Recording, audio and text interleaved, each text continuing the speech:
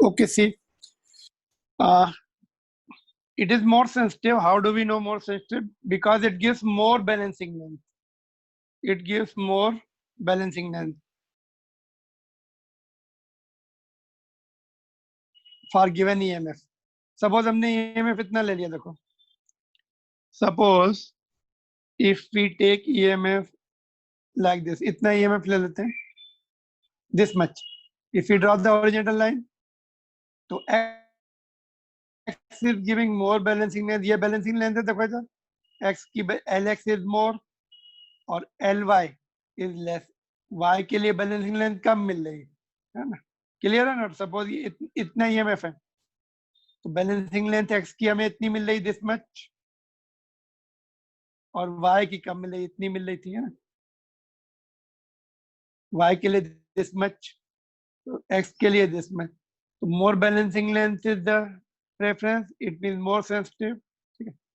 अगर L इधर दे देंगे और EMF इधर दे देंगे तो आंसर अपना चेंज हो जाएगा. फिर ऐसे we'll see like this. Y की बैलेंसिंग लेंथ मोर X की. Be careful always, particularly competitive examination में they will change that sides. All right.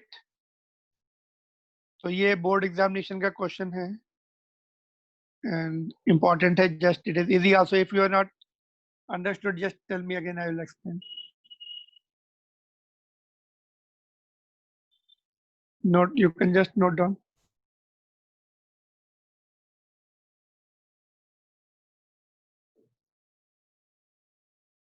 Clear to everybody? Yes, sir. Okay. तो देखते हैं अभी आगे क्या है. Okay, this is over now.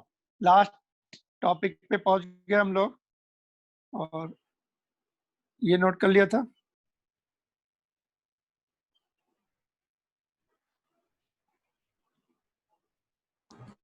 Okay, heating effect of current पे आ गए हम लोग. लास्ट टॉपिक है ये इस चैप्टर का. नेक्स्ट क्लास में मैं थोड़ा रिवाइज कर दूंगा ये चैप्टर बिगिनिंग में, and we may start.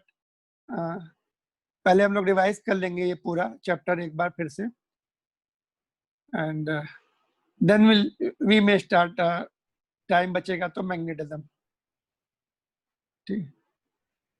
Will go according to the new syllabus जो आया है. इसमें कार्बन रेजिस्टेंस टेस्ट में नहीं आएंगे. I will avoid asking the series and parallel combination of the circuits, है ना. डायरेक्ट क्वेश्चन नहीं होंगे, इनडायरेक्ट होंगे तो आई कैन नॉट. ठीक है. तो अकॉर्डिंग टू न्यू सिलेबस जो भी है, इवन जो टॉपिक कोर्स में नहीं है वो हम लोग थोड़ा ब्रीफली उसको कर लेंगे. टेस्ट में नहीं आएंगे, but will do it briefly because आगे जरूरत है. मैग्नेटिज्म में जैसे बिगनिंग का ही उन्होंने हटा दिया, चार्जेस का, फोर्स एंड द चार्जेस. पूरा magnetism force and the charges पे डिपेंड है कंप्लीट. उसके बिना समझ में नहीं आएगा. तो we will start from there only, but उसके डायरेक्ट क्वेश्चन नहीं आएंगे टेस्ट में. जरूरत पड़ेगी उसकी आगे, तो इसलिए we have to do it. Now heating effect of current is almost similar. कुछ नया नहीं है इसमें, which we have seen in the 10th standard, है ना. तो देखो, heating effect of current you see in day to day life. Electric iron हम यूज करते हैं, हीटर है ना, and geyser, heater, room heater है, वाटर हीटर है. ये सब electrical effect of the current हम देखते हैं डे टू डे लाइफ में, है ना. तो जूस ने एक्सपेरिमेंट करके जूस लॉ ऑफ हीटिंग दिया था, है ना. क्या है बोलो, can you just recall that juice law of heating क्या है? कितने टर्म्स हैं? I square RT. हाँ, heat produced in the resistance is equal to I square R into T.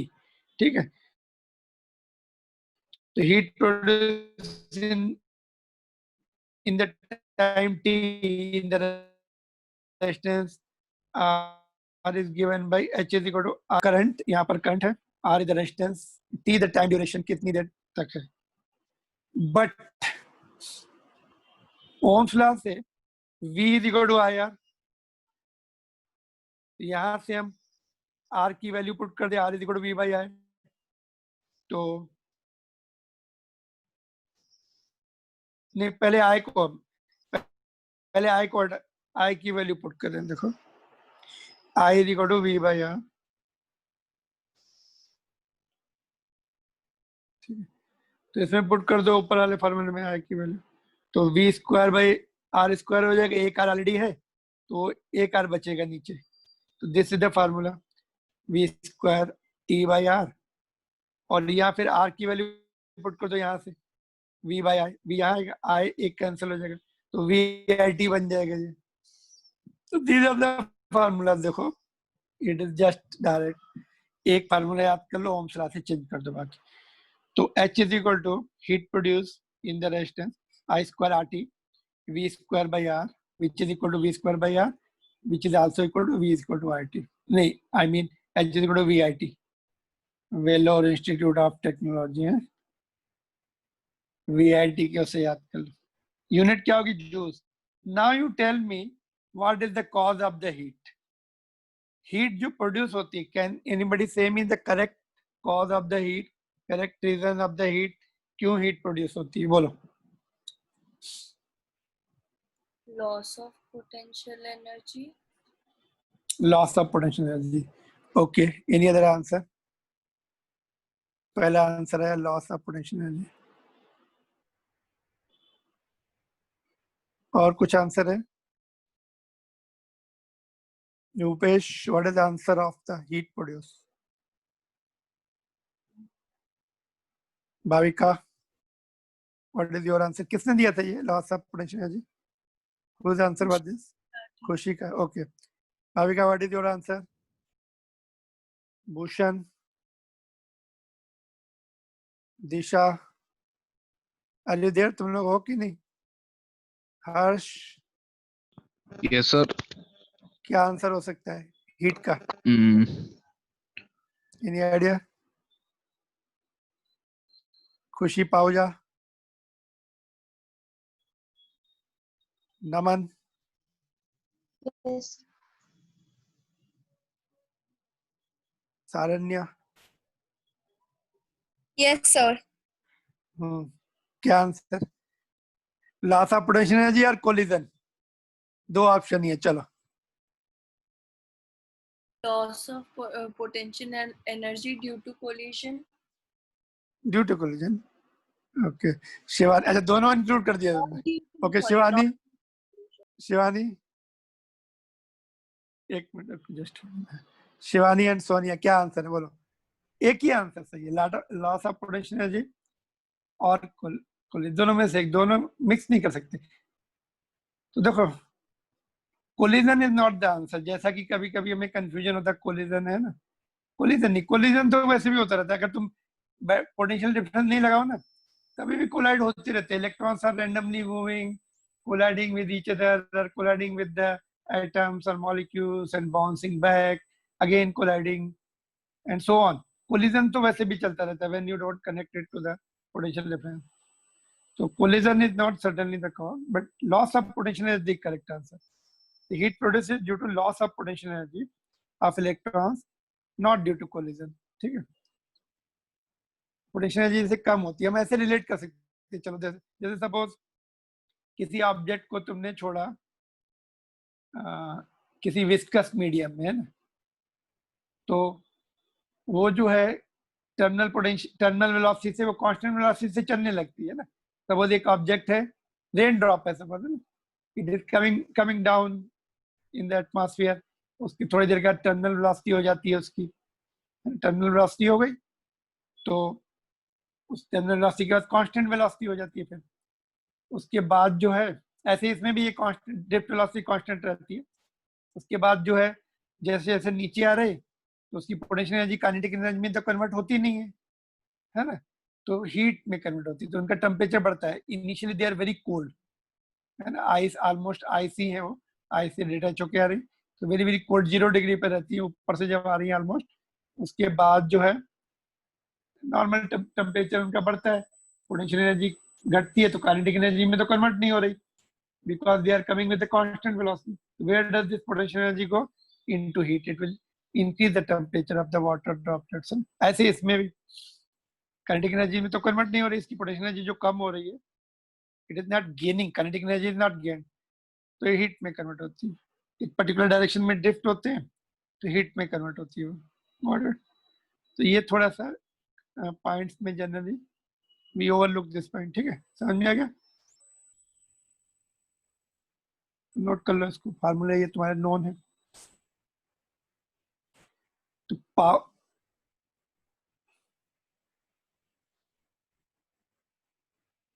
Power निकालेंगे तो टाइम से डिवाइड कर देंगे, एवरेज पावर और पावर बोल सकते हैं।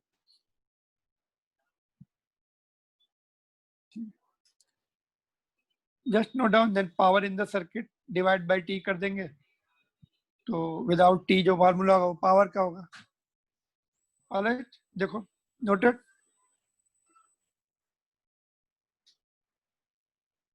सी power in the circuit or average power in the circuit heat upon time, so time will get cancel here, तो अपने पास without time जो रिलेशन बचेगा v square by r which is equal to i square r which is equal to we i. यहाँ पे एक और question है, इंपॉर्टेंट क्वेश्चन है, देखो चाहे पावर का रिप्लाई दो चाहे इसका रिप्लाई दे दो। देखो ऊपर देखते हैं, हीट जो है करंट के स्क्वायर के डायरेक्टली प्रोपोर्शनल है कि करंट की सिंगल पावर के डायरेक्टली प्रोपोर्शनल। यहाँ पे देखो सिंगल पावर आ रही है, आई आ रहा है, यहाँ पर आई स्क्वायर आ रहा है, तो थोड़ा सा कंफ्यूजन है, एक में आई स्क्वायर आ रहा है, एक में आई आ रहा है। Which one is correct? Both are correct है ना। ये जो यहाँ पर जो तो है दोनों ये कांस्टेंट है। अलग अलग सिचुएशन में नहीं, अलग अलग सिचुएशन में तो करेक्ट है ही, बट यहाँ पर देखो ये दोनों कांस्टेंट है। यहाँ पर फॉर गिवन टाइम या पावर में देख लो, टाइम है नहीं, यहाँ पे देखो आई स्क्वायर है, यहाँ पर आई है, तो ठीक है टाइम तो हट ही गया इसमें, बट बचा क्या अपना? देखो यहाँ पर आर कांस्टेंट है रेजिस्टेंस, बट वी वेरिएबल है, V equal to I R होता है, फिर से वही आ जाएगा, है ना। सिंगल पावर नहीं, आई स्क्वायर है, because here it is variable, therefore there is single eye is visible, other eye is not visible, तो एक्चुअल में आई स्क्वायर नॉट आई। ठीक, नाउ अच्छा यूनिट क्या होगी पावर की? वाट यूनिट हो जाएगी, वाट और जूल्स पर सेकंड दोनों यूनिट देख सकते हो। और मेरा क्वेश्चन अभी ये है, देखो will just do some of the useful questions of this chapter, important questions. Two bulbs आ रहे हैं, टू बल्ब्स है, एक 100 वाट का है और दूसरा कितने वाट का? 60 वाट का। किसका रेजिस्टेंस मोर होगा? 100 watt will have more resistance और 60 watt will have more resistance. 60 कितना होगा? Can we calculate? कौन सा फॉर्मूला लगेगा इसको कैलकुलेट? देखो यहाँ पे just listen carefully, when we write like this, ये उसकी रेटिंग होती है, दे आर रेटेड एज, ये जो है they are manufactured according to 220 volt, जो इंडियन सप्लाई है ना 220 वोल्ट की है। Of course this is for AC, AC में रेजिस्टेंस का बिहेवियर सेम होता है जैसा कि डीसी में होता है। यहाँ हम डीसी पढ़ रहे हैं, डीसी के लिए फॉर्मूला लिखा, बट वैल्यू मैंने एसी वोल्टेज की दे दी, तो resistance will behave same way as in AC as in DC. वहां भी ओम्स लॉ लगेगा, अल्टरनेटिंग करंट पढ़ेंगे ना, तो रेजिस्टेंस के लिए ओम्स लॉ यूज होता है। तो वैल्यू मैंने एसी की ले ली, जनरली ये डोमेस्टिक सप्लाई जो होती है ना 220 वोल्ट की होती है, तो ये 220 वोल्ट से रेटेड, जो रेटेड होता है वैल्यू, उसी से रेजिस्टेंस निकालते हैं। ये नहीं कि अगर तुम्हें सपोज वोल्टेज डाउन हो गया या दूसरी कंट्री में लेके गए बल्ब तुम अपना, तो जो है resistance will not change, resistance will be according to this rating, manufactured according to this, resistance यहीं से निकालना पड़ता है हमें। If voltage goes up or voltage goes down, resistance is constant, which will be calculated by this rating and this rating. 220 volt की rating से निकाल सकते हैं। You can find out R1, R of 100, formula कौन सा लगाने वाले हम लोग? पहला ही वाला, P is equal to V square by R, तो R is equal to V square by, sorry power है यहाँ, पावर को डिनोमिनेटर में भेज देंगे, ठीक है, तो R will be V square by P, तो V 220 वोल्ट का स्क्वायर कर दो 100 वाट पहले, तो ये 484 आ जाएगा। ठीक, तो लेट्स सी फॉर द 60 वाट, ये 100 वाट का आ गया। R for 60 watt will be V square by P 60 वाट की पावर लिखेंगे, तो 220 स्क्वायर अपॉन 60, तो इसको कितना आ गया 800 समथिंग आता है, चेक करके बताओ जल्दी से। 807 है कि 811? 807.6 आ रहा है क्या? देखो जल्दी से देखो।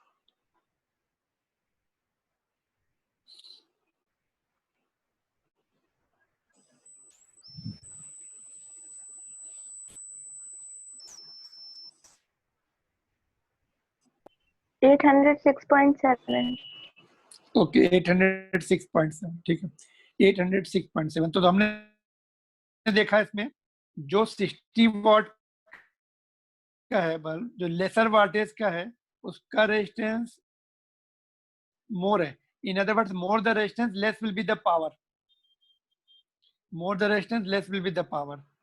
देखो डोमेस्टिक यूज में या कॉमर्शियल यूज में सभी डिवाइसेस, सी हियर, सभी डिवाइसेस जो होते हैं, यहाँ पे देखो ये वाला, सी दिस फार्मूला, सभी के लिए ये फार्मूला यूज करते हैं, because all are getting 220 volt. ठीक है, यहाँ पे मैं फिर से लिख रहा हूँ, देखो रेड से लिखता हूँ। जनरल जो यूज है, power is equal to v square by r. ठीक है, power is equal to v square by r. तो all the devices get same voltage 220 volt. घर में जितने भी वो डिवाइसेस लगे हैं, अप्लायंसेस वगैरह हैं, सबको 220 वोल्ट इंडिपेंडेंट मिल रहा है। All are in parallel, in other words सभी पैरेलल में हैं, सभी पैरेलल में है। तो power produce will be inversely proportional to R, जिसका रेजिस्टेंस कम होगा। ऑलराइट, जो गीजर होते हैं 1000 वाट के, उसका रेजिस्टेंस और कम होगा। 1000 वाट है ना, एक जीरो यहाँ पे देखो और बढ़ जाएगा, यहाँ पे डेसिमल आ जाएगा। 10,000 वाट है तो एक जीरो और बढ़ जाएगा, यहाँ पर 4 ओम आ जाएगा, 4.84 आ जाएगा। शॉर्ट सर्किट है, शॉर्ट सर्किट का जो रेजिस्टेंस है लेस देन 1 ओम हो जाता है, पता है? चलो शॉर्ट सर्किट के देखते कितनी पावर आती। शॉर्ट सर्किट में ये समझ में आ गया इतना पॉइंट? चलो देखो, all the devices, let me repeat again, all the devices are connected in parallel to the domestic supply, to the home or offices or anywhere, है ना?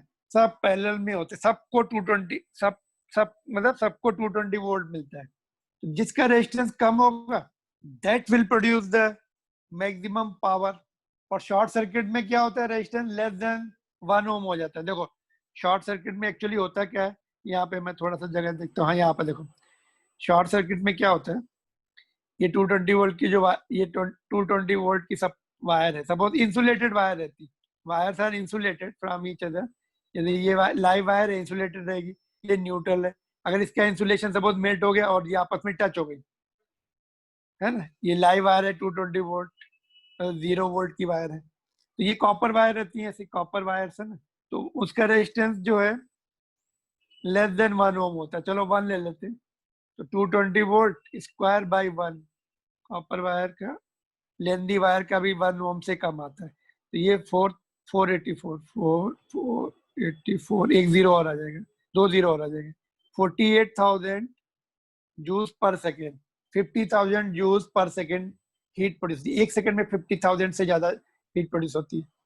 तो it is quite a lot heat immediately, wires will get heated up and it may catch the fire. अगर supply off नहीं, trip off नहीं हुई, fuse melt नहीं हुआ, है ना, या फिर उसका जो कॉन्टेक्ट ब्रेकर पॉइंट होते हैं, ट्रिप ऑफ वाले जो पॉइंट होते हैं ना, सर्किट ब्रेकर वाले पॉइंट, वो ट्रिप ऑफ बायोमेटेलिक होते हैं, वो एक्सपेंड होकर सप्लाई ब्रेक कर देते हैं ना, आजकल जो आ रहा है। पहले फ्यूज भी रहता ही है सर्किट में, अभी भी फ्यूज रहता है, मेल्ट हो जाता है वो ज्यादा करंट फ्लो होने से। करंट कितना फ्लो होगा, चलो let us see. Short circuit में करंट कितना होगा, I is equal to P, VIP वाला फार्मूला, ये वाला लास्ट वाला देखो, P is equal to VI, इसको VIP फार्मूला लिखते हैं। कहाँ पे लिख रहा था मैं, देखो VIP formula, V is equal to I into Vi is equal to P, sorry, power is equal to Vi. तो पावर कितनी प्रोड्यूस हुई, हमें करंट निकालना, चलो current is equal to I is equal to P by V. Power कितनी निकाली हमने 400 upon 220 volt है ना, तो एक 220 वोल्ट बच जाएगा, 220 वोल्ट 220 एम्पियर बच जाएगा। ये स्क्वायर है ना 220 का, जस्ट लेट मी एक्सप्लेन, मैं फिर से कर रहा हूँ, देखो कैलकुलेट करते देखो, यहाँ पे हमने कैलकुलेट किया था R1 ओम लेके 48,400 जूल्स पर सेकेंड और वाट। ठीक, अभी करंट निकाल के देखते हैं कितने करंट होता है शॉर्ट सर्किट में। P is equal to we I, I is equal to P by V. Power कितनी हो रही है, ये 220 का स्क्वायर एक्चुअली, नीचे 220, तो 220 एम्पियर। तो ये अपने स्विचेस जो होते हैं दे आर हार्डली 15 एम्पियर के, और current following is 220 ampere, quite है हाई करंट, 10 टाइम्स मोर और 15 टाइम्स मोर हो रहा है ना। ठीक है, तो इसीलिए वो मेल्ट होने शुरू हो जाते हैं, शॉर्ट सर्किट जैसे होते हैं ना, तो you see quickly they starts melting because heavy current flows, supply is not interrupted, there is a fire accidents है ना। ठीक है, समझ में आ गया ये, जितना कम रेजिस्टेंस उतनी ज्यादा पावर। शॉर्ट सर्किट में almost 1 ohm resistance, less than 1 ohm, therefore more power, more current and more heat. Got it? तो ये नोट कर लो, फिर रेजिस्टेंस निकालो।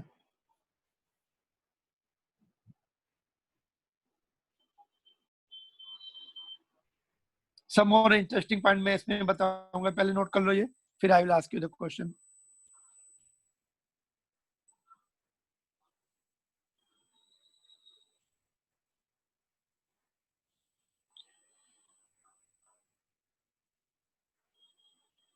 Now my question is this, इस पे देखो क्वेश्चन ये है, इन दोनों बल्ब को तुम सीरीज में लगा दो to the same supply, connect them in series and connect to 220 volt. तुम एक्सपेरिमेंट भी कर सकते हो, बट हाई वोल्टेज के लिए मत करो, सेल के साथ कर सकते हो। तुम एक सेल ले लो, पेंसिल सेल, तो उसमें पहले बल्ब जो है पैरेलल में लगा के देखो, फिर सीरीज में लगा के देखो क्या होगा। तो मेरा क्वेश्चन वही है कि if you connect them in series both the bulbs, then find the new power produce. ठीक है, इफ यू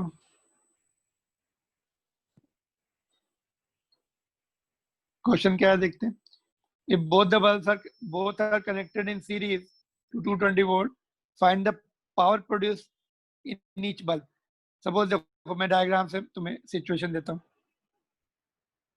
ये तुम्हारा एक बल्ब है और ये दूसरा बल्ब है, 220 वोल्ट। ये सेम बल्ब है, rated, they are rated for 220 volt only, manufactured for 220 volt only. लेकिन अभी हमने उनको सीरीज में लगा दिया है ना, तो which find out the power produce by each bulb. 100 watt वाला कितनी, 100 वाला पहले कितना प्रोड्यूस कर रहा था, 100 वाट प्रोड्यूस कर रहा था, 60 वाला 60 प्रोड्यूस कर रहा था, अभी न्यू पावर कितनी आएगी। Find the new power produce in each bulb, कैसे निकालेंगे, find the new power produce in each bulb.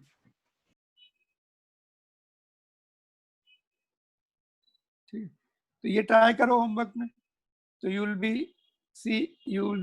Getting very small powers, and उसमें से भी जो है सबसे कम किसका होगा, दोनों में से कम किसका होगा कैलकुलेट करने से। Again it is a series and parallel series combination of circuit हो जाएगा। दोनों बल्ब का रेजिस्टेंस निकाल चुके हैं और करंट, न्यू करंट निकाल लेंगे। रेजिस्टेंस तो आ चुका है इनका ओरिजिनल, ये चेंज नहीं होगा, this resistance will not change whether you use them in series और पैरेलल और एनीवेयर और इन एनी अदर कंट्री, ये रेजिस्टेंस चेंज नहीं होने वाला। This is according to the rating which we have calculated now। Voltage अगर decrease, उनको कम वोल्टेज मिल रहा है, resistance is constant, this factor is constant. ठीक है, ये ट्राई करो, कल डिस्कस करेंगे, परसों। दोनों कोई का सीरीज है, पोटेंशियल हाँ पोटेंशियल डिवाइड हो जाएगा, पोटेंशियल डिवाइड हो जाएगा ना अभी 220 वोल्ट। ओके, आवाज थोड़ी फेंट हो रही है, तुम्हारी आवाज क्लियर नहीं आ रही। देखो पोटेंशियल अभी डिवाइड हो जाएगा। पहले नॉर्मली जो हम यूज करते हैं ये ऐसा रहता है सर्किट, सब दोनों को 220 वोल्ट मिलता है, ठीक है। yes, then only they are able to produce full power। अभी potential will get divided 220 volt, एक को कम मिलेगा, एक को थोड़ा मिलेगा, बाकी दूसरे को मिलेगा, तो इसलिए power will be drastically coming down, ठीक है। चलो ये क्वेश्चन देखो, suppose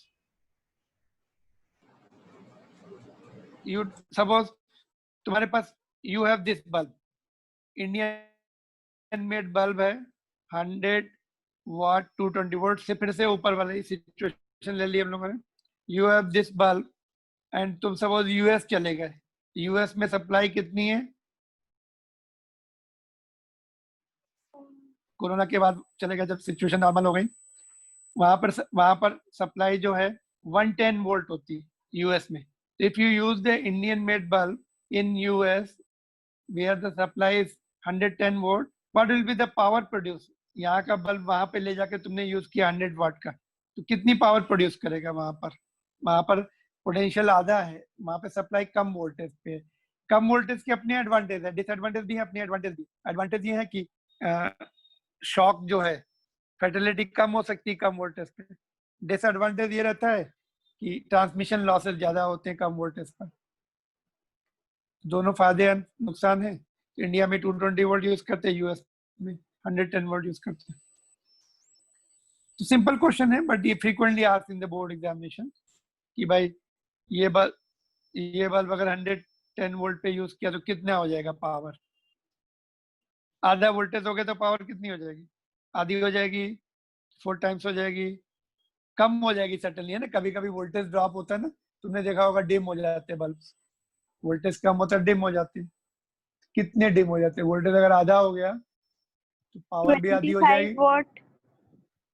25 watt 1/4, you are telling 1/4 है, ठीक है। कैसे इसको भी हम लोग Yes, कल डिस्कस करेंगे, है ना। तो सॉल्व कर लेना इसको पूरा मेथड से, we'll discuss। So what one thing is not going to change, resistance is not going to change in both the cases। तो फार्मूले तो यही है दो, वोल्टेज एंड पावर का फार्मूला, है ना। ये पहला ही वाला लग जाएगा। यहाँ पे देखो एक पॉइंट और पूछूं मैं तुम लोगों से, देखो ये दो फार्मूले देखो तुम, C2 फार्मूला, एक में तो रेजिस्टेंस इनवर्सली प्रोपोर्शनल आ रहा है, एक में डायरेक्टली प्रोपोर्शनल आ रहा है, कौन सा सही है, which one is correct. Again both are correct. अगर हमें ये फार्मूला कब लगाएंगे हम, ये पहला वाला, ये वाला, जब पैरेलल सर्किट है, वोल्टेज सेम रहता है पैरेलल में, तभी ये कंक्लूजन के लिए, न्यूमेरिकल कंक्लूजन के लिए। जब सीरीज सर्किट है तो resistance, more resistance will produce more power, parallel में less resistance will produce more power. अभी देखो ये वाला क्वेश्चन जो अभी ये वाला, इसमें करंट सेम रहने वाला है, जो क्वेश्चन मैंने दिया ना तुम्हें होमवर्क में, इसमें ये वाले फार्मूले से अभी पावर निकालनी पड़ेगी। वोल्टेज सेम नहीं है, we can not use this first वाला, करंट सेम रहेगा सीरीज में, both the bulbs have come in series. तो पहले तुम्हें नेट करंट निकालना पड़ेगा, आई निकालना पड़ेगा, दोनों रेजिस्टेंस सीरीज में, तो I will be net voltage upon net resistance. Current निकालने के बाद you can not use this formula, first वाला। सेकंड वाला करंट सेम है तो सेकंड वाला, तो करंट सीरीज में मोर रेजिस्टेंस, जब सब दो रेजिस्टेंस है, मोर रेजिस्टेंस जिसका होगा मोर पावर प्रोड्यूस होगी। पैरेलल में लेस रेजिस्टेंस, जिसका पैरेलल में वी कांस्टेंट रहता है, less resistance more power. Generally this is the case only, 99% ये केस रहता है। सीरीज वाला तो हमने बनाया है, यहाँ पर सिचुएशन हमने क्रिएट किए हैं।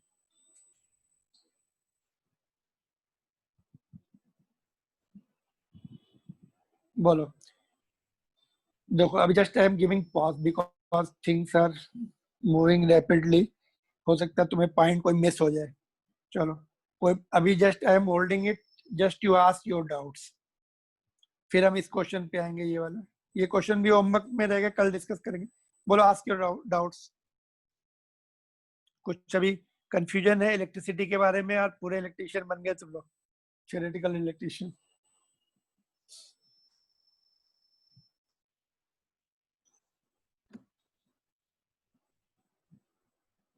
सर चैप्टर हो गया खत्म?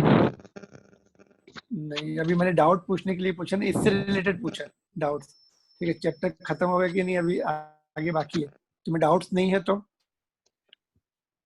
इससे रिलेटेड कोई डाउट है?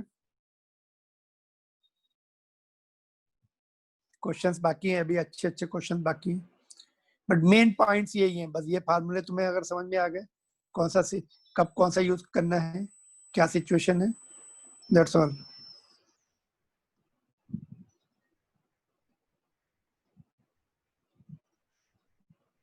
तीनों फार्मूले में दो दो टर्म्स ही है ना, पावर के दो दो टर्म्स ही। ये वाला लास्ट वाला जनरली पावर ट्रांसमिशन में यूज करते हैं, है ना। जब पावर हाउस से अपने पास सिटी में सप्लाई आती है, पावर ट्रांसमिशन में P equal to VI, VIP वाला फार्मूला लगाते हैं।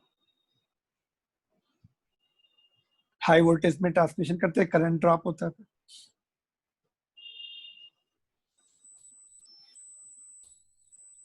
ठीक है, तो इसमें देखो, ये अपने क्वेश्चन एक हो गया, एक तो मैंने करा दिया, 2 और 3 दोनों। ये वाला क्वेश्चन इंपॉर्टेंट है, यहाँ पे लिख देता हूँ मैं। ठीक है, ये देखो, ये क्वेश्चन भी बोर्ड एग्जामिनेशन में रिपीटेड आया हुआ है बार बार। लेट अस सी क्या है क्वेश्चन। ये नॉट ओनली बोर्ड, कंपटीशन में भी आया हुआ है क्वेश्चन। देखो, heater coil is rated 100 watt 200 volt. ठीक है, उसकी रेटिंग दी है, मतलब यहाँ से सॉरी, यहाँ से तुम्हें रेजिस्टेंस मिल जाएगा। ठीक है, इसको भी मैं इंपॉर्टेंट लिखूँ। ऑलराइट, यहाँ से जो उसका एक्चुअल रेजिस्टेंस होगा उसकी रेटिंग से मिलता है। If it is cut into equal parts, cut into two equal parts, cut into two equal parts, both are connected in parallel to the same source. Calculate the energy liberated per second in the new combination. वही power, energy liberated पर second मतलब power, new power निकालनी है। पहले कितनी थी, heater coil कितना produce कर रहा था, 100 वाट। ऑलराइट, बट तुमने उसके कॉइल को 2 पार्ट कर दिए, दोनों को पैरेलल में लगा दिया और सेम वोल्टेज लगाया, है ना। तो फार्मूला तो वही, वोल्टेज सेम है, फार्मूला तो तुम्हारा यही, P dash will be V square, V तो चेंज हो नहीं रहा, R डैश। ठीक है, तो ये भी यू ट्राई योरसेल्फ, क्योंकि ये क्वेश्चन जो हैं frequently asked question board examination के। First you try to do it yourself, tomorrow I will discuss, then you will remember, है ना। नेक्स्ट क्लास में डिस्कस, सॉल्व करके भेजो उसको। इसमें भी देखो, without knowing the series and parallel combination we can not do this question, है ना। जब हम कट करके उसको पैरेलल लगा रहे हैं तो no use of just removing that topic. Potentiometer निकाल सकते थे, लास्ट टॉपिक था, तो तुम लोगों के लिए बहुत काम आसान हो जाता है ना। बट कॉम्पिटिटिव एग्जामिनेशन जिनको जाना है, दे कैन नॉट एस्केप, सारा पढ़ना पड़ेगा। क्लियर दिस क्वेश्चन, नोट कर लिया। सर 400 वाट। 400 वाट, पहले था 100, तुमने क्या किया, 2 पीसेस किए उसके। पहले रेजिस्टेंस निकाला, क्या किया, पहले रेजिस्टेंस निकाला कि जस्ट, अगर रेजिस्टेंस निकालने की जरूरत नहीं है वैसे तो you can be just be brief without calculation of, but board examination में निकालना पड़ेगा। रेजिस्टेंस आधा हो गया कॉइल का, है, फिर उसको पैरेलल में लगा दिया तो और उसका आधा हो गया, R/4, हाफ हो गया। हाँ हाफ हो गया, फिर पैरेलल में लगा दिया है। yes. उसके बाद P is equal to V square by R। Okay, ठीक है, ठीक है, I think it's okay. Final resistance कितना है, नेट रेजिस्टेंस कितना है कॉम्बिनेशन का, R/4।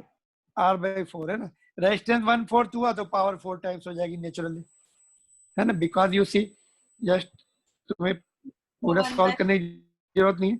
v रेजिस्टेंस के inversely proportional, if it become 1/4, v तो चेंज होने सेम सोर्स में लगाया, 4 will come in numerator 4 times. ये क्वेश्चन ऐसा भी हो सकता था 3 पार्ट की है, उसको 3 दो को एक को अलग रख लिया, 2 को पैरेलल में लगा दिया। There can be very variant, ये बोर्ड के लिए इतना ही है, बट 3 पार्ट में 2 को पैरेलल में लगाया, एक को अलग रख लिया, 2 को पैरेलल में लगाया, एक को सीरीज में लगा के फिर सेम सोर्स में लगाया। तो like this question can have many parts, है ना, but this is important for board examination. तो राइट है आंसर। तो पावर 4 टाइम्स हो जाएगी, पहले कितनी थी 100, तो 400 हो जाएगी। This is most important question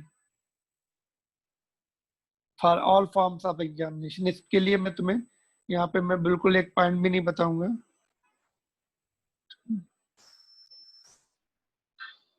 तो एज इट इज नोट कर लो, सभी क्वेश्चन इसके इम्पोर्टेंट ही हैं। Refer the diagram and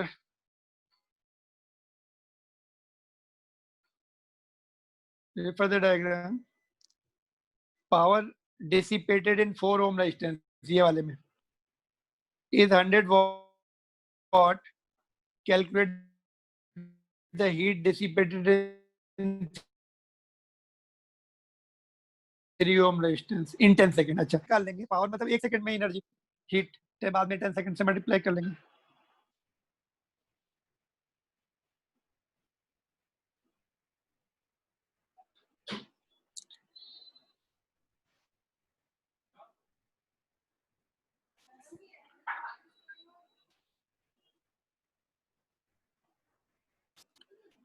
noted.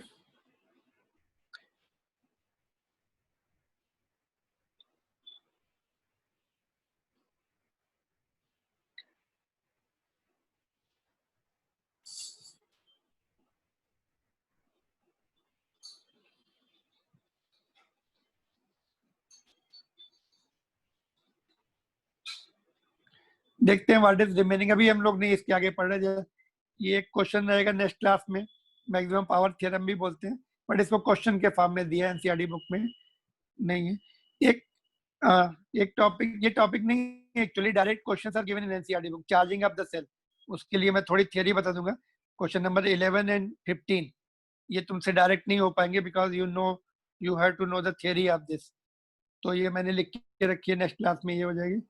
And then ये क्वेश्चन है, ये थोड़ा सा अलग टाइप का क्वेश्चन, अभी तक हमने ऐसा नहीं किया। ये I will teach you how to solve this question, assignment का क्वेश्चन है। तो दैट्स ऑल, फिर इतना ही है बच्चा।